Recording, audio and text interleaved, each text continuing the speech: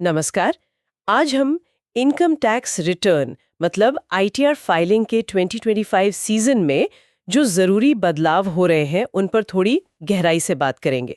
हमारे पास कुछ सरकारी रिपोर्ट्स हैं, कुछ लेख भी हैं जो इन पर रोशनी डाल रहे हैं। जी हाँ। और इन बदलावों में जो सबसे बड़ी बात निकल कर आ रही है वो है आर्टिफिशियल इंटेलिजेंस यानी एआई का बढ़ता हुआ इस्तेमाल। आज हम यही देखने वाले हैं कि सीबीडीटी मतलब केंद्रीय प्रत्यक्ष कर बोर्ड एआई को कैसे यूज कर रहा है और हम सब टैक्स पेयर्स पर इसका क्या असर पड़ रहा है। बिल्कुल।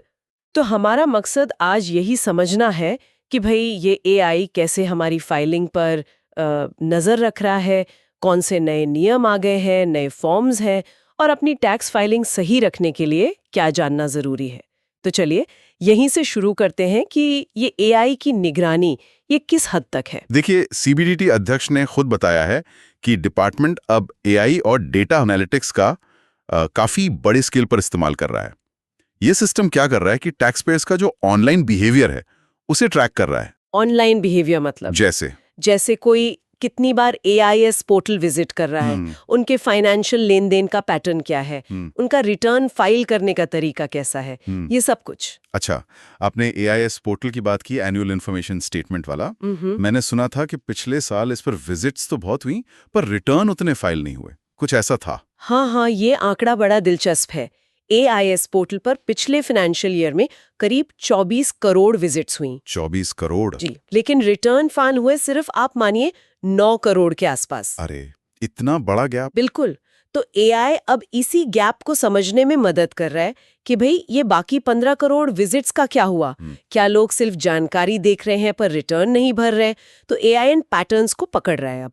अच्छा, तो ये सिर्फ निगरानी वाली बात नहीं है, ये तो मतलब गलतियों को पकड़ने का भी एक तरीका बन रहा है। सुना है एआई अब खुद ही विसंगतियों को फ्लैग कर रहा है। बिल्कुल सही समझ रही हैं आप।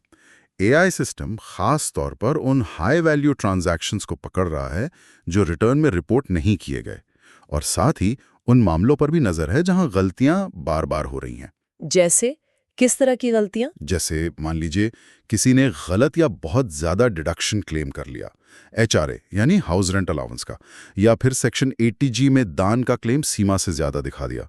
एआई ये सब पकड़ रहा है। ओ, इसका मतलब तो ये हुआ कि अब वो छोटी मोटी भूल चूक की गुंजाइश भी कम होती जा रही है क्योंकि सिस्टम खुद ही बता देगा। हाँ, कह सकते हैं बिल्कुल। हाल ही में एक वेरिफिकेशन ड्राइव हुई थी, उसमें एआई की मदद से करीब 1.5 लाख 1.5 लाख ऐसे पैन पहचाने गए जिनमें डिडक्शन के दावे संदिग्ध थे। 1.5 लाख? जी। तो हाँ, अब जानकारी बिल्कुल सही देना पहले से कई ज्यादा जरूरी हो गया है। इसी से जुड़ी एक और बात सुन रहे थे, डिपार्टमेंट की नज स्ट्रैटेजी। ये क्या है और ये कैसे काम कर रही है? नज स्ट्रैटेजी, हाँ, इसका मतलब है लोगों को धीरे से प्यार से टैक्स नियमों का पालन करने की ओर प्रेरित करना। हाँ, नज करना। डिपार्टमेंट अब क्या कर रहा है, रिटर्न फाइल करने या टैक्स चुकाने के लिए ऑटोमेटेड रिमाइंडर भेज रहा है। अच्छा। एसएमएस से, ईमेल से। ये एक तरह का नज है। अच्छा, मतलब सिर्फ याद दिलाना नहीं बल्कि एक्शन लेने के लिए प्रेरित करना। एग्जैक्टली। और क्या ये काम कर रही है स्ट्रैटेजी? कुछ आंकड़े हैं इसके? आंकड़े तो काफी पॉजिटिव दिख रहे हैं। जैसे एक उदाहरण लीजिए, विदेश में जिनकी संपत्ति है उनके डेटा के आधार पर करीब 19,501 लोगों से डिपार्टमेंट ने संपर्क किया। उनमें से 62% लोगों ने अपने रिटर्न्स अपडेट किए। अच्छा। और इससे क्या हुआ कि 1089 करोड़ की फॉरेन इनकम और करीब 29,208 करोड़ की संपत्ति सामने आई और टैक्स मिला 409.5 करोड़ का। वाह, ये तो बड़ा असर है। बिल्कुल। और अगर जून 18, 2025 तक का डेटा देखें तो कुल 89 लाख अपडेटेड रिटर्न्स फाइल हुए हैं और इनसे सरकार को 9,577 करोड़ रुपए से ज्यादा का एडिशनल रेवेन्यू मिला है। ये तो काफी प्रभावशाली है। लेकिन देखिए, टेक्नोलॉजी का इतना इस्तेमाल हो रहा है तो एक चिंता भी आती है डेटा प्राइवेसी की। क्या हमारी निजी जानकारी सुरक्षित है, खासकर अगर जांच के दौरान फोन या लैपटॉप से डेटा लिया जाए? हाँ, ये सवाल बिल्कुल जायज है। सीबीडीटी ने इस पर क्लैरिफिकेशन दिया है। उनका कहना है कि अगर टैक्स अधिकारी जांच में कोई डिजिटल डिवाइस जैसे फोन या लैपटॉप से डेटा लेते भी हैं तो उनका फोकस सिर्फ और सिर्फ फाइनेंशियल ट्रांजैक्शन से जुड़ी जानकारी पर रहेगा। अच्छा, मतलब पर्सनल चैट्स वगैरह नहीं देखेंगे? जी नहीं। उनका कहना है कि पर्सनल चैट या मीडिया फाइल्स को एक्सेस नहीं किया जाएगा। प्रक्रिया के दौरान ही उन्हें हटा दिया जाएगा। और ट्रांसपेरेंसी के लिए एक डिटेल्ड डिजिटल मैनुअल भी बना रहे हैं वो लोग। चलिए, ये जानना थोड़ी राहत की बात है।